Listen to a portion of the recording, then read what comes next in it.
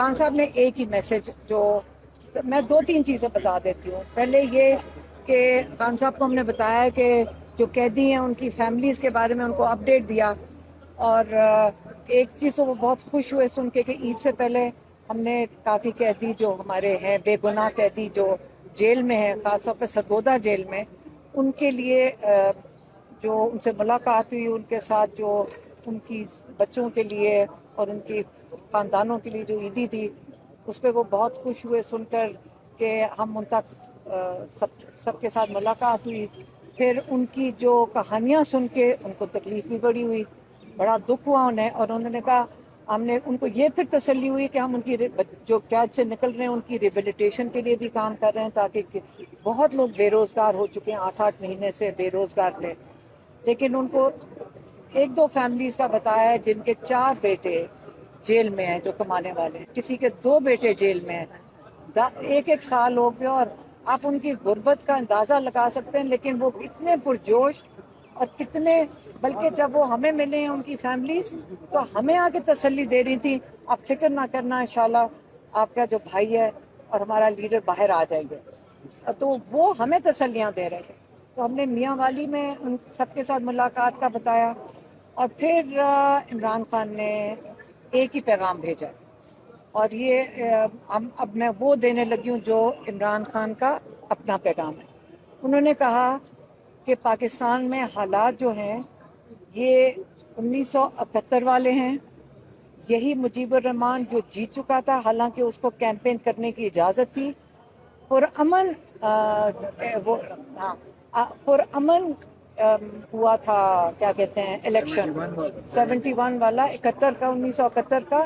پرامن الیکشن تھا, کیمپین کرنے کی بھی اجازت تھی, وہ جیت چکے تھے. تو اور 3 دن پہلے جبکہ یہ جب ثانیہ شروع ہونے لگا, اس سے پہلے کہتے 3 دن پہلے ہم خود بنگلہ دیش میں تھے, اور ہم نے میں گواہی دے سکتا ہوں کیونکہ ہمارا ان سے رابطہ ہوا کہ جو وہ باتیں بنگلہ دیش میں کر رہے تھے ہمیں پاکستان میں اندازہ ہی نہیں تھا کہ ان کے کیا تاثرات ہیں. لیکن وہی چیز یحییٰ خان نے کی, وہ دیر تک کنٹرول کرنا چاہتا تھا, وہ ڈکٹیٹرشپ کرنا چاہتا تھا, اور اس نے جو تباہی کی اس وقت, انہوں نے جن کی سیٹیں تھیں اسے ادھر سے چھین کر ادھر پکڑا دی, ادھر سے چھین کے ادھر پکڑا دی. وہ یہ کہہ رہے تھے بالکل وہی سچویشن آج ہو رہی ہے, اور ہمیں یہ فکر کرنی چاہیے کہ یہ پاکستان کو کس طرف دھکیل رہے ہیں. جب آپ ایک کیا کہتے ہیں مورل اتھارٹی کے بغیر ایک حکومت کے اوپر بیٹھ جاتے ہیں, لوگ آپ کے ساتھ نہیں ہیں کیونکہ آپ نے لوگوں کا مینڈیٹ تو چوری کر لیا, تو پھر آپ فیصلے کیسے کریں گے اس ملک کے لیے؟ آگے بڑے اہم فیصلے کرنے کا وقت آ رہا ہے. ایک جیو پولیٹیکل سچویشن ہے پاکستان کے گرد, ہمارے بڑی سینسیٹیو سچویشن ہے, ہمارے ہمسائے کے اندر بڑی سینسیٹیو سچویشن ہے. تو وہ جب تک لوگ آپ کے ساتھ نہیں کھڑے, اہم فیصلے کیسے کیے جائیں گے؟ اور وہ اس لیے پاکستان کی ان حالات کے اوپر انہوں نے بڑی تفتیش کا اظہار کیا ہے, اور وہ کہہ رہے ہیں کہ ابھی بھی جو لوگوں کا مینڈیٹ چوری کیا گیا ہے, یہ وہ پی ٹی آئی نہیں کہا, انہوں نے کہا جو لوگوں کا مینڈیٹ چوری کیا گیا ہے, یہ بہتر یہ ہوگا کہ یہ واپس کیا جائے, لوگوں کو یہ تسلی ہوئے کہ ہمارا جہاں ووٹ ڈالا گیا ہے, ہمارے اوپر اعتماد, جو جن کو ہم نے اعتماد دیا ہے انہی کو اسمبلیوں میں بٹھایا جائے, اور پھر پاکستان کے اہم فیصلے کیے جائیں. یہ ان کا پیغام. خان صاحب نے عید کیسے گزاری, کوئی اس پہ بات ہوئی؟ انہوں نے کہا کیونکہ ہائی سیکیورٹی میں ان کو اجازت نہیں تھی سیل سے نکلنے کی, عید کی نماز کی بھی اجازت نہیں تھی, تو اس لیے کیا کہہ رہے ہیں وہ سیکیورٹی میں, لیکن ان کی صحت ٹھیک تھی, اور ان سے پوچھا بھی ہے کہ آپ بالکل ٹھیک ہے, انہوں نے کہا ہاں. انہوں نے کہا بس اللہ نے مجھے یہ وقت دیا ہے کہ میں خوب نالج گین کروں, میں اتنی کتابیں پڑھ چکا ہوں کہ کئی دفعہ اگر کھانے کا وقت ہو جاتا تو میں کہتا ہوں مجھے کسی نے ڈسٹرب کر دیا ہے کہ میں اتنا مگن ہوں اور اپنے کتابوں کے اندر. لیکن ہم اپنی بات اب یہاں پہ لے کر آتے ہیں, یہ خان صاحب عمران خان نہیں کہہ رہے, یہ ہم کہہ رہے ہیں کہ ہم نے اب پہلے سیشن کورٹ میں جو اڈیالہ میں لگتا ہے اس میں بشرا بی بی اور عمران خان کے لیے चेकअप के लिए कहा था पिम्स की टीम के साथ शौकत खानम के मेडिकल डायरेक्टर आसिम यूसुफ, ताकि वो जब मायना करें पिम्स वाले तो साथ मौजूद हों, क्योंकि आपको पता है कि 2 दफ़ा इमरान खान के ऊपर कातलाना हमला हो चुका है और हम बड़े कंसर्न हैं कि आगे चल के जो हालात जिस तरफ जा रहे हैं, क्योंकि इमरान खान किसी डील पे नहीं मानते, हम तो नहीं फिक्र करेंगे, हम बिल्कुल फिक्र कर रहे हैं। बुशरा बीवी का उनका चेकअप हुआ था, डॉक्टर आसिम यूसुफ मौजूद थे और उन्होंने तजवीज़ किया था कि उनकी एंडोस्कोपी हो और ब्लड टेस्ट हो। अब 10 दिन हो गए, अभी तक दोनों नहीं करवाए उन्होंने पिम से, और आसिम यूसुफ की मौजूद में हमने डिमांड किया और अभी हाई कोर्ट के अंदर दोबारा अपील डलेगी। दूसरी चीज़, इमरान खान का चेकअप होना था जेल के अंदर, इन्होंने अभी तक चेकअप क्यों नहीं करवाया? डॉक्टर आसिम यूसुफ की मौजूदगी में हम रोज़ दरख्वास्त करते हैं, ये क्यों नहीं अग्री कर रहे हैं? हम चाहते हैं कि एक दफ़ा उनको चेकअप हो जाए, हमें तसल्ली हो जाए कि आप जहर देने की कोशिश नहीं कर रहे हैं। हमने इनका चेकअप करवा के रखेंगे, ये इनकार करेंगे तो हमें इन लोगों पे शक पड़ेगा। अच्छा मैडम, ईद के मौके पर बच्चों से उनकी टेलीफोनिक गुफ्तगू करवाई गई? नहीं, उनकी ना बच्चों से बात करवाने देते हैं, अब तो महीना हो गया है, कोर्ट में दरखास्तें दे दे के करते हैं, वो जान के उनको बात नहीं करवाने देते। उनका ख्याल है, ये देखेंगे सारी चीज़ें क्या कर रहे हैं। हर रोज़ कोर्ट में जब अलकादर भी होता है हम दरख्वास्त देते हैं,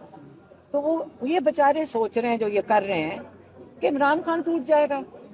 इमरान खान और मजबूत हैं, माशाल्लाह मजबूत हैं, और वो जब आप उनसे बात करें तो उसी से पता चलता है कि कितने मजबूत हैं। और सिर्फ उनको जब तकलीफ हुई है, उनकी शक्ल पे, चेहरे पे तकलीफ आई है, तो जो जेलों के अंदर लोग हैं, जो उनकी फैमिली, जो जिनको जो तकलीफ में उन्होंने, जो बेरोजगारी में वक्त काट रहे हैं, हालांकि लोग उनकी मदद करने की कोशिश कर रहे हैं, सिर्फ उन्होंने उसके ऊपर उनकी कंसर्न भी था, थोड़ा सा डिस्टर्ब भी हुए, लेकिन वो ये खुश हुए, हमने उनको तसल्ली दी कि आप फिक्र ना करें, सब उनके केसेस के लिए भी जा रहे हैं, लोग उनका ख्याल भी रख रहे हैं, और हमने उनको ये एश्योरेंस दी कि आप उनकी फिक्र ना करें और आप अपना ख्याल रखेंगे। अच्छा मैडम, ये बताइएगा कि साइफर केस और इद्दत के दौरान का निकाह का केस अब अपने मंथ के अंजाम तक पहुंचने वाले हैं, चंद हफ्तों की दूरी पे हैं, इसके बाद कोई ऐसा केस नहीं है जिसमें खान साहब कन्विक्टेड हैं, उनको अभी भी लगता है कि वो, क्योंकि वकला कहते हैं कि बहुत जल्द बाहर आने वाले हैं, खान साहब को क्या लगता है? देखिए, बिल्कुल वकला सही कह रहे हैं, सारे यहाँ वकीलों से आप सवाल ये पूछें, वो सब कहते हैं कि हमें समझ नहीं आ रही इतना केस लंबा चल क्यों रहा है, ये तो पहले ही सस्पेंड हो जाना चाहिए था। ये तो रोज इंतजार करते हैं हमारे वकील कि आज सस्पेंशन हो जानी चाहिए थी। अब इद्दत के केस के अंदर क्या किया, जो पहले जज ने कहा मैं सस्पेंड कर दूंगा अगर वो दूसरा वकील ना आया, और अब ये है कि रात के 12-12 बजे तक केस चलाते थे। अब उनके वकील ने, वो जो रिजवान है, जो इतना बड़ा टाउट है, उस रिजवान ने कह दिया तो 24 तारीख तक डिले कर दिया। रिजवान ने जज से बदतमीजी की, रिजवान ने वो कोर्ट में ऑर्डर जज से किया, बदतमीजी की और उसका वो सुना भी नहीं, और वहाँ से निकल के चला गया। जज अभी लिख रहा था, वो बाहर चला गया। हाँ, ये तो रिजवान इज्जत अफजाई जज की कर रहा है, इसका मतलब लगता है रिजवान ही फैसला करेगा कि क्या केस का फैसला जो होगा। मैं जरा मिलिट्री कोर्ट के बारे में मैं बताऊं कि मैं मिलिट्री कोर्ट में जाती हूँ और मैं वहाँ देखती हूँ कि वहाँ पे जो लोग हैं, ना उन पे कोई मुकदमा चला के, ना उनका कोई फैसला किया, उनको वहाँ पे रखा हुआ है, ना वहाँ से उनके निकलने का कोई इरादा, मतलब कोई पूछने वाला ही नहीं, ये नहीं पता कि उनको कौन कर रहा है उनके साथ डील। और वो बेचारे मिस्कीन मुलाजिम पेशा तालिब इल्म जिनको पकड़ा हुआ है, उनके इम्तिहान भी नहीं देने दिया वहाँ पे। नौकरियाँ तो चलो उनकी, लोग अल्लाह उनकी मदद कर रहे हैं, लेकिन जो उनके वालिदैन हैं वो इतने तकलीफ में हैं, क्योंकि 18 साल का बच्चा, 20 साल का बच्चा, 22 साल का, और वो वहाँ पे बड़ी तकलीफ की ज़िंदगी गुजार रहे हैं, क्योंकि वो बच्चे छोटे हैं और 1 साल होने को आया, 10 महीने तो हो गए, सब वहाँ पे बैठे हैं और कोई उन पे फैसला ना अदालतें कर रही हैं और ना मिलिट्री कोर्ट वाले खुद कर रहे हैं। तो उनके बारे में सब परेशान हैं और हम भी उनके लिए फ़िक्रमंद हैं, उनकी फैमिलीज़ के लिए, क्योंकि वो बेचारे मिस्कीन लोग हैं, कहीं शांगला में से कोई आ नहीं सकते, इतने फासले से है, और कोई डीजी खान, कोई किसी इलाके के, اور کسی کو نہیں پتا کہ ابھی بھی وہ بچوں کو ایسے ٹریٹ کیا جاتا ہے، وہاں پہ لاتے ہیں جیسے کپڑا ان کے منہ پہ ڈال کے، جیسے وہ کوئی بہت بڑے دہشت گرد۔ اور ایک ملزم نے جس کو بھی چھوڑا ہے، اس نے بتایا کہ وہ صرف GHQ کی ٹریفک لائٹ پہ کھڑا تھا اور وہ 10 مہینے سزا کاٹ کے آیا۔ تو ان کو پھر کوئی ان کے پاس ہے تو اس کے لیے کچھ کریں اور اپنے اوپر اس کا کوئی فیصلہ کریں کہ ہم نے کتنا ظلم کیا۔ تو اصل ملٹری کورٹس پہ ضرور آپ لوگ بھی آواز اٹھائیں۔ بہت شکریہ۔